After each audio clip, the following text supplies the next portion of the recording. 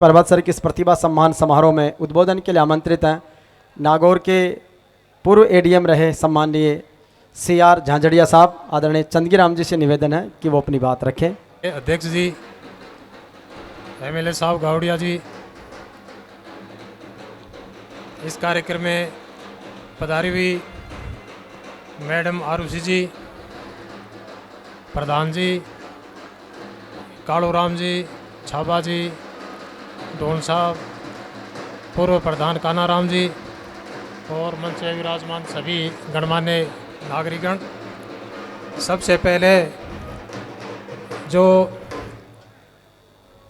Management committee है उसको मैं धन्यवाद देना चाहता हूं कि उन्होंने इस तरह का एक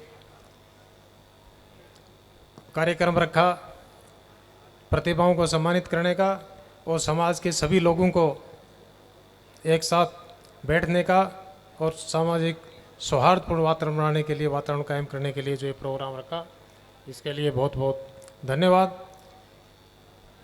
कमेटी इसी तरह से अच्छे प्रोग्राम करती रहे और लोगों को बैठने का, मिलने का मौका मिले और जो युवा प्रतिभाएं जिनको आज सम्मानित किया जाएगा उनकी हौसला अफजाई होगी और उनको देख के आगे और जो युवा पीढ़ी है वो आगे बढ़े। आज इस मंच से मैं विशेष करके ये निवेदन करना चाहूँगा कि अपने समाज में जो कुरीतियाँ स्थान ले रही हैं उन पे मिटाने के लिए, उनको दूर करने के लिए कोई कार्य योजना या कमेटियाँ बना के उन पर ध्यान देना चाहिए। जो संस्कारिक शिक्षा है उस पर ध्यान देना चाहिए। संस्कारविहीन शिक्षा, चाहे डिग्रियां कितनी ले लो, वो कोई काम की नहीं होती। दूसरा, समाज के जो महापुरुष हुए हैं उनकी जीवनी समाज के सब लोगों को ध्यान में रहनी चाहिए और युवा पीढ़ी को उससे प्रेरणा लेनी चाहिए। उनको किसी न किसी माध्यम से, सोशल मीडिया के माध्यम से उनको इसकी जानकारी करवाना बहुत ज़रूरी है।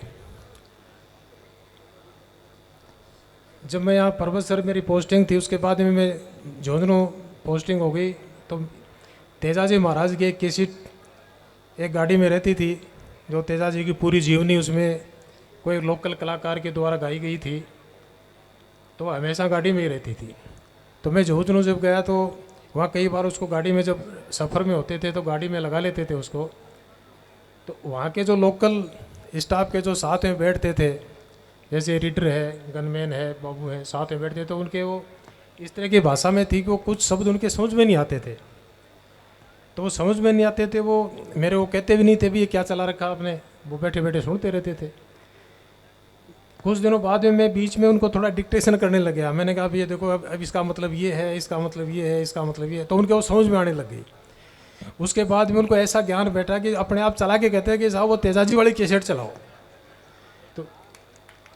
तो मेरा कहने का मतलब ये है कि ये जो भी महापुरुषों की जीवनी का पता होना चाहिए, स्पष्ट भाषा में, सरल भाषा में, चाहे संगीत के रूप में, उससे मोटिवेशन मिलता है।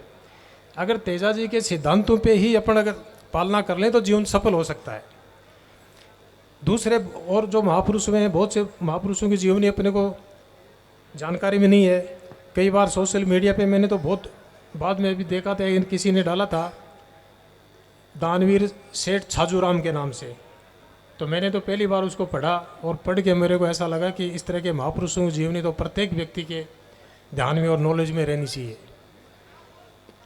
मैं ज़्यादा नहीं कह के ये निवेदन करूँगा कि इस तरह के कार्यक्रम आप आयोजित करते रहें और समाज में सौहार्दपूर्ण वातावरण, और जो आजकल जो पहले जैसे सामूहिक परिवार थे तो उसमें एक अलग तरह का वातावरण रहता था, अब एकल परिवार बढ़ते जा रहे हैं दिनों दिन, उसे कुछ कुरीतियाँ समाज में आ रही हैं, तो उनको भी दूर करने के प्रयास करने चाहिए। और जो ये हॉस्टल है, हॉस्टल का देखो आप नज़र दौड़ा के देखना कि एक बच्चा घर पे रह के माँ बाप के साथ अपनी पढ़ाई पूरी करता है, एक बच्चा किराए का मकान लेके पढ़ता है और एक बच्चा हॉस्टल में रह के पढ़ता है। तो जो हॉस्टल में रह के पढ़ेगा उसका जो सोच है, उसका विचार है, उसकी थिंकिंग है, वो सबसे अलग मिलेगी। तो इस हॉस्टल कल्चर को भी बढ़ावा देना चाहिए। इसमें कई गुण हैं, वो बच्चे अपने आप बिना सिखाए सीखते हैं, देख देख के सीखते हैं, आपस के व्यवहार से सीखते हैं। तो अगर हॉस्टल में जो बच्चा रह लिया वो ज़िंदगी में कहीं भी मतलब असफल होने के चांस उसके बहुत कम होते हैं। तो मैं बहुत से लोगों को जो मेरे दूसरे ज़िलों में संपर्क के लोग हैं, वो मतलब आपके विशेष करके नागौर और नागौर में विशेष कर परबतसर के लोगों के बारे में ये कहना चाहता हूँ कि जब बहुत से लोगों को दिन में 1-2 बार फ़ोन आ जाते हैं और कोई बात हो जाती है, तो बहुत से दूसरे ज़िलों के लोगों को ये है कि मैं नागौर ज़िला ही है, मेरा होम ज़िला नागौर है, तो ये पता नहीं मेरा ज़िला दूसरा है कोई। तो ये इसका ये है कि यहाँ के लोगों का जो स्नेह है, यहाँ का जो प्रेम है, वो इससे दर्शाता है। तो ये बड़ा रहे। मैं इसी के साथ बहुत बहुत धन्यवाद। जय तेजा जय महाराज की जय हो।